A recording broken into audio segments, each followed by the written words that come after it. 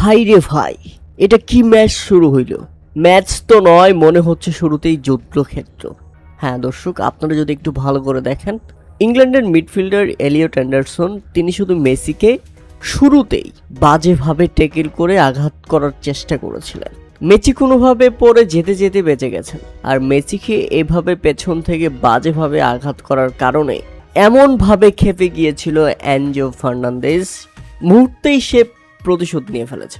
আর তাতে ম্যাচের ৩৩তম মিনিটের মাথায় দু দলের খেলোয়াড়দের মধ্যে লেগে যায় তর্ক বিতর্ক, এক পর্যায়ে হাতাহাতিতে পর্যন্ত রূপ নিতে গিয়েছিল, কিন্তু রেফারি সবাইকে থামিয়ে দিয়েছেন।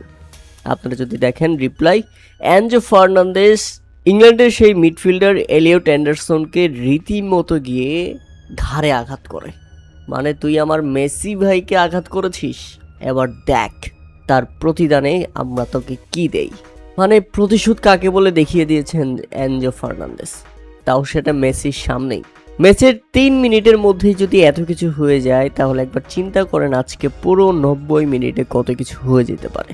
বেলিংহাম তো বলছিল যে তাই বলে সরাসরি মাথায় আঘাত করবে, ঘাড়ে আঘাত করবে, এটা কি মেনে নেওয়ার মতো? শুরুতেই দুই দলের খেলোয়াড়দের মধ্যে এমন উত্তেজনাপূর্ণ মুহূর্ত সত্যি বেশ আজকের ম্যাচটা জমিয়ে তুলেছে। এখন দেখার বিষয় পুরো ৯০ মিনিট আসলে কি কি ঘটে। প্রিয় দর্শক, যারা এই ব্যাপারটি উপভোগ করেছেন শুরুতেই, তাদের কাছে কেমন লেগেছে তা অবশ্যই আমাদের কমেন্ট করে জানাবেন। একেবারে বাঘে বাঘে, শেয়ানে শেয়ানে টক্কর আজকের এই ম্যাচ।